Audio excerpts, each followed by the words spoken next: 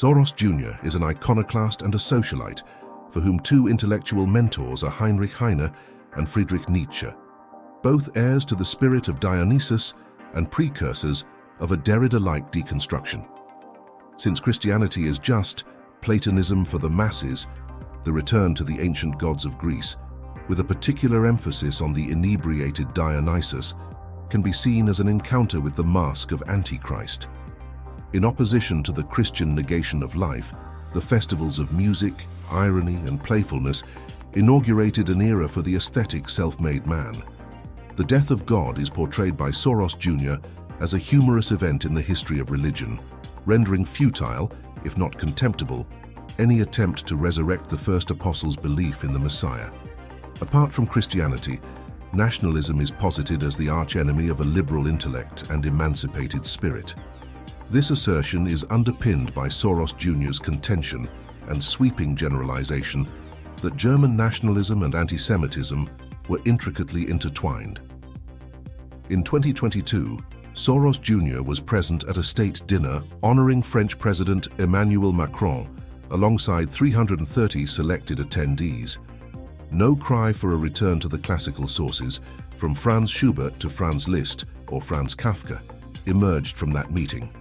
Other noteworthy encounters include the meeting of Pope Francis, Joe Biden, Kamala Harris, Barack Obama, Bill Gates, Justin Trudeau, and Moldova's President Maya Sandu, respectively.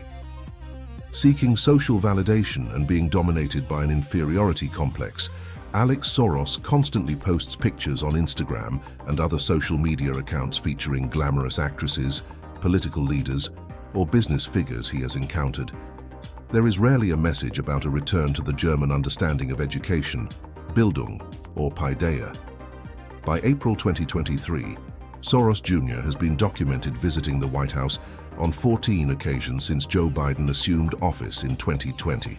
A generous fundraiser for the Democratic Party, Soros Jr. has advocated for open borders, which can only destabilize the institutions and the social fabric of traditional America. During his 2024 appearance at Davos, Alex Soros Jr. conveyed an alarming message concerning former President Donald Trump, characterizing him as a purported threat to democracy. Soros Jr. asserted that Trump's future trajectory would either lead to incarceration or a return to power, dismissing the possibility of a tranquil retirement. A quick perusal of his social media accounts helped discover how much Soros Jr. wants to wield a considerable influence within a leftist network, comprising elected officials in both Congress and various states. His talking points mirror those narratives at the heart of the MAGA movement. In an op-ed published by Politico, Soros Jr. declared that a new victory for Donald Trump could in the end be worse for the EU than for the US. Why? Because it would imperil European unity. Alex rejects border security enforcement and dislikes, culturally speaking, the Western civilization's Judeo-Christian heritage. Does this come as a surprise? Is there a connection between Soros's political stance in favor of open borders and his desire to undermine the Christian story, which still fascinates millions of people in the public arena? Soros Jr. supports the environmental, social, and corporate governance (ESG) metrics, as well as the Corporate Equality Index (CEI), which specifically focuses on a company's policies and practices related to LGBTQ+ workplace equality. In December 2020, the Human Rights Campaign Foundation announced the launch of a global small grants program worth $100 million aimed at advancing the human rights of LGBTQ people in 17 countries.